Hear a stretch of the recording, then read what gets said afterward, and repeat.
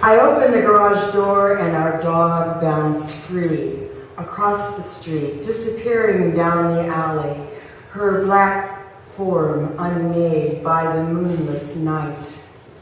I panic, run in circles with the leash, but you calmly cross the street, calling her name.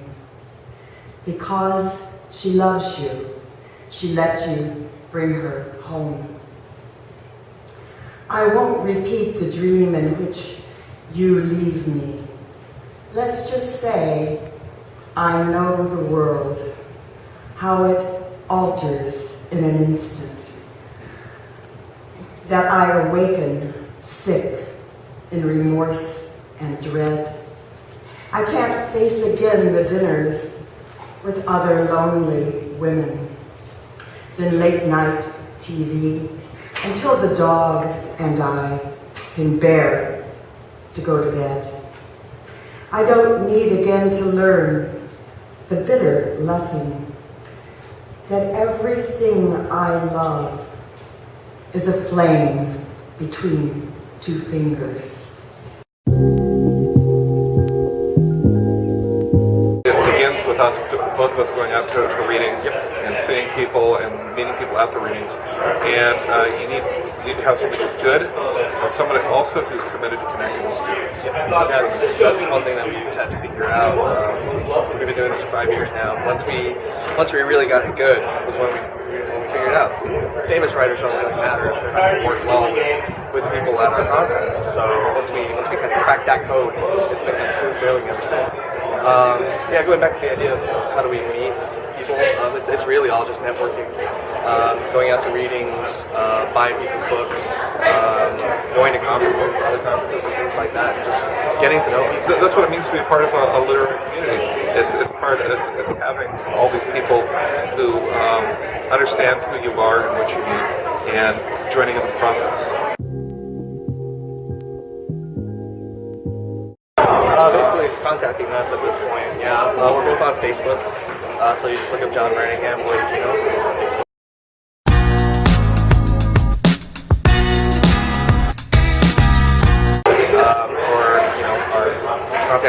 Contact us here through Mount Sac. And this is an important thing. This is key. This is the most important. If you have something really confusing and frustrating, you should contact Lloyd. Okay. Right? It's like easy and you're just friendly. I'm your guy. Creepinum started 3 years ago, so 2010 is when I had the idea. Although the first issue came out in 2011, so here we are 3 years later, 3 issues later. And it started out when I was a student at Mount Sac, Cal Poly, sorry. When I was a student at Cal Poly, we had a magazine, a student-run magazine called Pomona Valley Review, and I was an editor for 2.5 years, I think. I just really loved that experience. So I wanted to give that same kind of editing experience and the experience of creating a magazine to our students here at Mount Sac. So we did it through the Creative Writing Club, and it's kind of grown and evolved from there. The story of the name is, I probably don't tell the story as well as some other people do, but when we came up with the idea for the magazine, just a bunch of our editors up in room 3411, John's classroom, there's these whiteboards, so they just filled these whiteboards with possible magazine names. And next to these titles, somebody had drawn a picture of a bearded man. And then somebody added like a dunce cap on top of it, and gosh, I think it was Samantha Johnson said, that looks like a creepy gnome. So we made that, let's add that to the list of titles, and then when our editors were deciding on a name, that's the one they voted on. Every decision made on the magazine is made by the student staff. I'm the advisor, the faculty advisor for Creepinum, and I don't make any decisions other than when we have to meet. So they decide what the cover is going to look like, they decide what the theme is going to be, they decide who's going to be published and who's going to be rejected. We want your best work, whatever it is. So if it's poetry, if it's fiction, if it's creative nonfiction, if it's artwork, it doesn't have to be creepy, it doesn't have to be funny, it doesn't have to be scary, it could be anything, it just has to be like high quality. And that's what we're looking for. We're looking for the highest quality work that we can get. We have a website, creepynummagazine.com. We also have a Facebook page, so look us up on Creepinum, like Creepinum. Those are the two places where you can get information about what's going on. My name is Scott-Coe, and I teach creative nonfiction, but I'm a professor at RCC, Riverside Community College in Riverside. This weekend I was teaching creative nonfiction, basically generative exercises, so things to get people started, ways to play with point of view. A lot of times people think if they're writing memoir or essay, it has to be I, or it has to be super academic. So trying to give them different tools to unlock other things that they might want to tell or talk about, and they might not know how to get there. Write and read a lot, and don't be afraid to meet people, don't be afraid to get outside yourself. You can contact me through my website, which is just joescottcoe.com, and my email is there.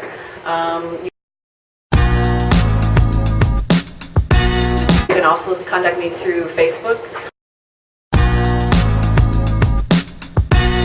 I'm the advisor for the RCC News magazine,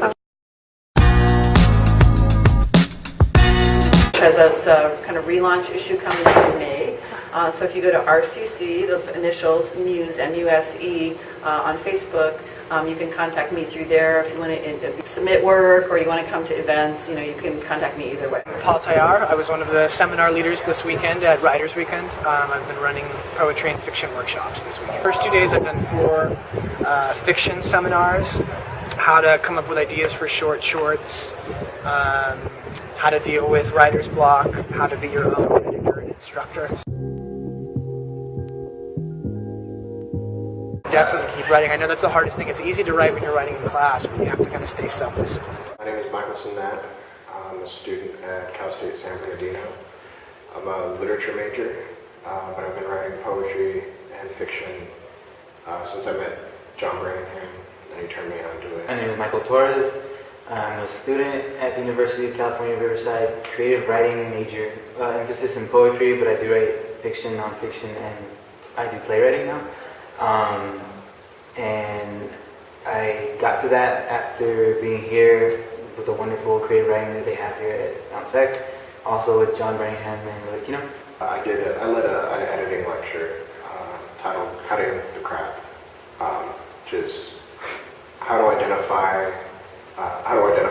the crap in either poetry or prose, and then how to make good judgment calls on what to cut. I did a workshop called Generality Through Specificity, which sounds real technical, but it was basically I wanted them to get the idea that they should use very good, vivid details and specifics to help them with their writing so it won't be so vague. My name is Lilibeth Garcia. Yeah, I'm Dylan Gasco. And what did you guys like about Writers Weekend?